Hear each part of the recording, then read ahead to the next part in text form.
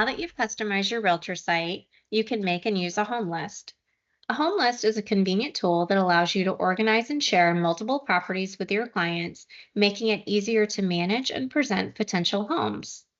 Find a home by browsing through the select criteria.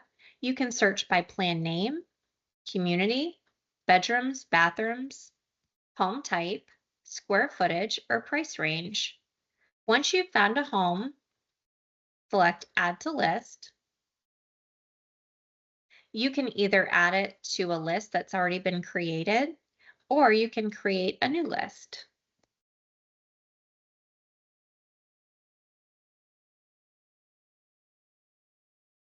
Select Create, add to the new list, and click Done.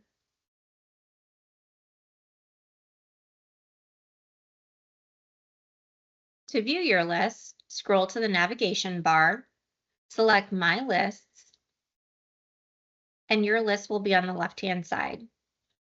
From here, you have a few options.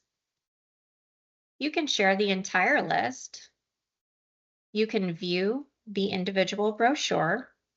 You can share the individual brochure, or you can remove the brochure from your list entirely.